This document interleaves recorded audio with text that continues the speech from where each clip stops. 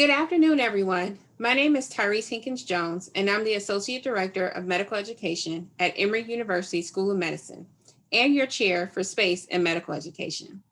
Today's session, Let's Get Social, is about creating your professional presence on social media. In these times where we are still very much in a pandemic, while still working full time and doing great work, we need a way to get our work out there and continue to connect with our colleagues across institutions.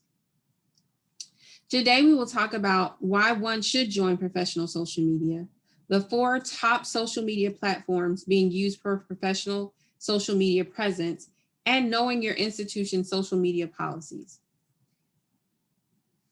In the future, we will have some how-to workshops and how to create your profiles, whether for your institution or for yourself.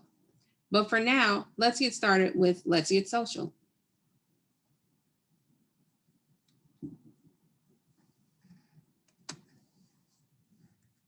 So why join professional social media?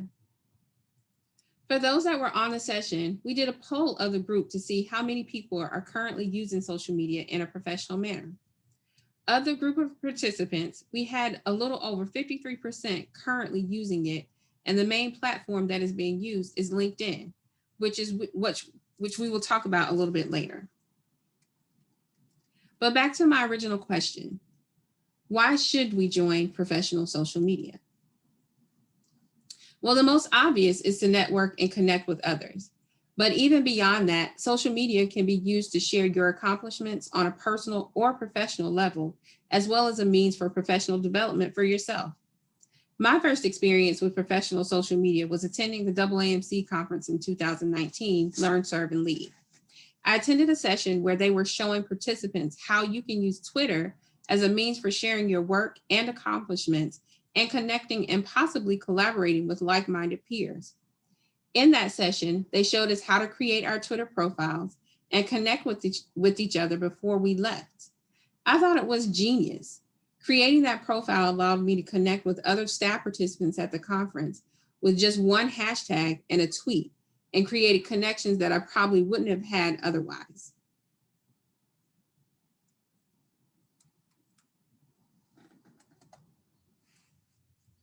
So, social media and your career. This is not a topic I have not often thought much about until recently. Under the guise of branding yourself, it is probably more important now than ever, with still many people working from home, little to no travel budgets due to COVID-19, and most conferences going virtual. Social media was once mostly just for fun, but not anymore. Social media is now a huge part of the way people communicate and a key part of how work gets done. Social media can be used as a means of discovering new ideas and trends that you never thought about before. It can also connect in a deeper way with current like-minded audiences or introduce you to new ones. It can also help build or enhance your brand or expertise depending on how you use it. So let's dig a little bit deeper on each of these.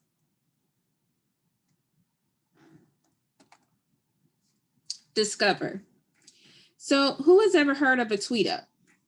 Different, right? Well, my first experience with a tweet up was at AAMC. A tweet up is essentially a meetup with like-minded individuals to discuss a topic or cause on Twitter. Many use hashtags for their topics so people can easily find the conversation and meet up with others. This is a great way to discover what is new in your specific area or other areas of interest. I have joined many Facebook groups around higher education, student affairs, and many other areas that are of interest to me. It was through these groups that I discovered what is new and trending, and in those areas, stay up to date on new developments.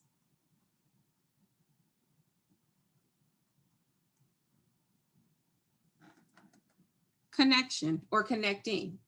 Connecting with others is another great feature of using social media in a professional realm, especially now where conferences are not available to us to connect except virtually.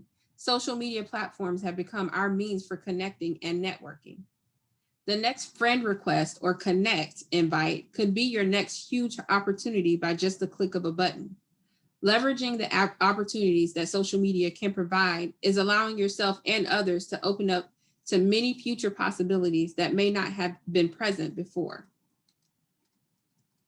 Just make sure you're careful about how you are using these platforms for connections, something we'll get into a little bit later in the presentation.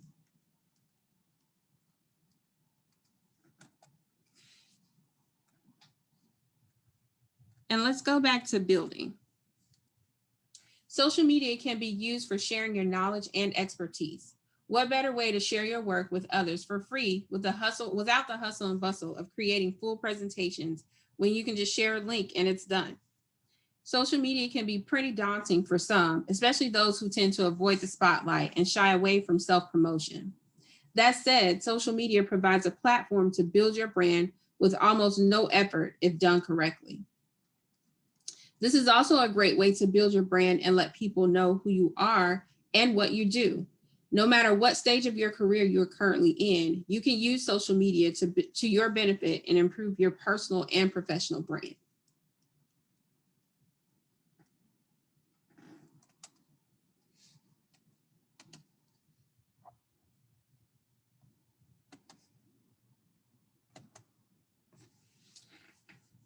You can also use social media to share your key achievements.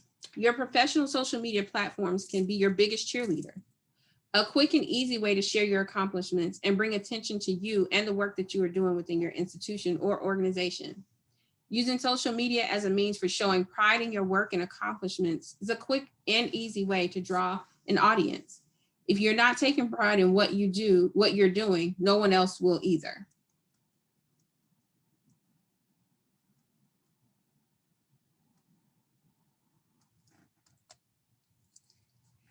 As stated before, in the near future, I will do a how-to workshop on creating social media platforms for marketing, personal, and professional use.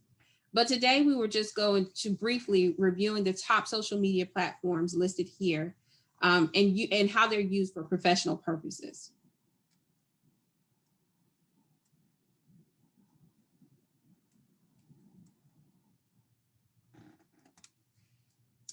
So I'm going to quickly review the descriptions of each of these platforms and then provide you some pros and cons in the form of highlights and lowlights to help you decide which platforms are best suited for your needs.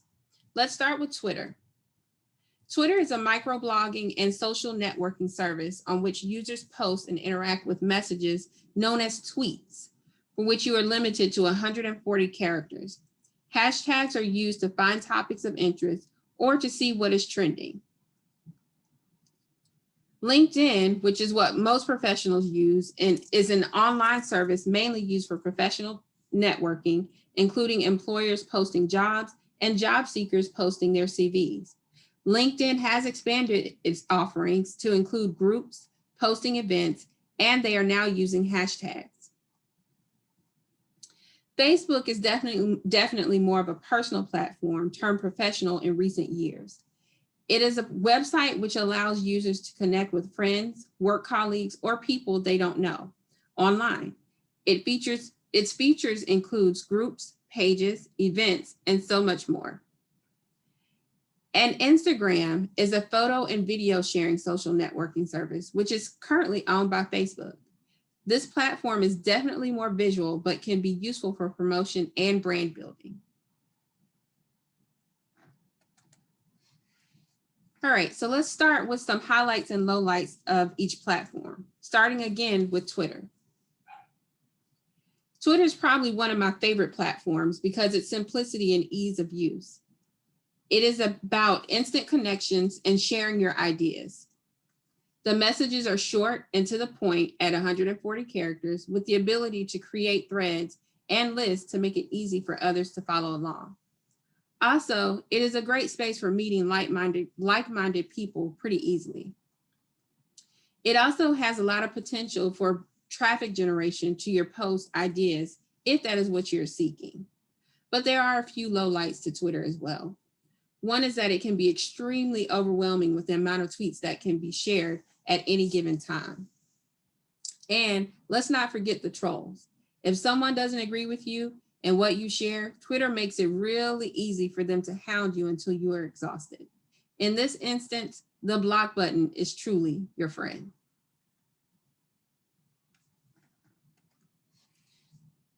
All right, let's look at LinkedIn. LinkedIn is the most popular platform for professional Twitter and is the platform that most institutions lean towards for use of faculty and staff. Even though most have a LinkedIn profile, many don't utilize it to its full capacity. Some highlights of LinkedIn is the easy ability for networking opportunities with the click of a button. LinkedIn offers a variety of ways to grow your network by finding and connecting with professionals in your industry or specific area of interest. LinkedIn also provides an easy way to stay up to date on trends and updates. Some lowlights for LinkedIn is just the setup of your profile. It can be very overwhelming and time-consuming, a time-consuming process, especially if you are not social media savvy. But the silver lining here is once it's done, it really is just about maintenance and updates. Another low light for LinkedIn is spam. And as with any platform, this can be managed with settings.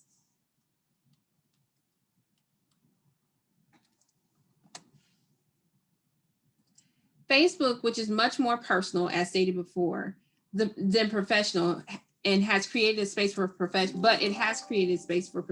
to connect. Some highlights for Facebook is that it's pretty simple to create and set up your profile. In addition, it is also relatively easy to set up groups and pages on Facebook as well. This is especially important for institutions and organizations that want to use Facebook to set up their professional profiles. It also has proven to be a great platform for sharing educational resources to others. I've definitely benefited from some of the free resources provided in my areas of interest for the purpose of professional development and team development. But there are some lowlights. Some lowlights of Facebook is what I indicated before. It can be viewed as less professional because of the nature of Facebook, which is for connecting with friends and to socialize on the web. In addition, as stated with other platforms, the ads can be extremely overwhelming. If I type in iPhone, I may get 20 ads on iPhone soon after. But as stated before, this can be managed by your settings.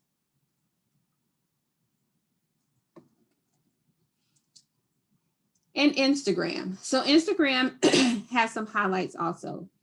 And the highlights include that it's just very visual and can be used to build your audience and presence. You can promote yourself and your work very easily through pictures. But some lowlights for Instagram is that it's not web friendly at all. Instagram is an application platform, so you will need to send people to download the app as opposed to using the web version for effective promotion. All social media platforms have their pros and cons. You will need to decide what works best for you, your institution, or organization. So now let's briefly talk about social media policies within your institution.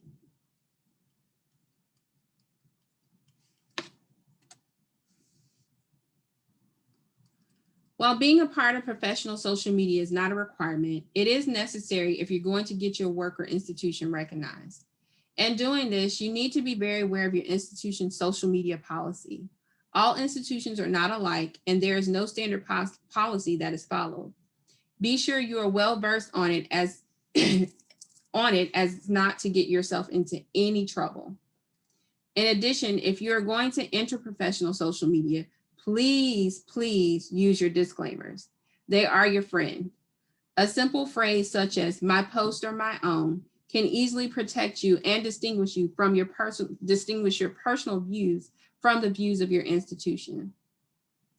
And through all of this, always try to remain professional at all times. Social media gives you the avenue to be free with your thoughts and expressions, but once you connect yourself with your institution or organization, you want to make sure that you are maintaining your professionalism at all times. This concludes our presentation today. We want to thank you for taking the time to be with us and to listen to this presentation. If you have any questions, please do not hesitate to contact me at thinkin, THINKIN, @emory.edu. And you can also connect with me on all of my social media platforms at Tyrese J Space. Thank you and have a good evening.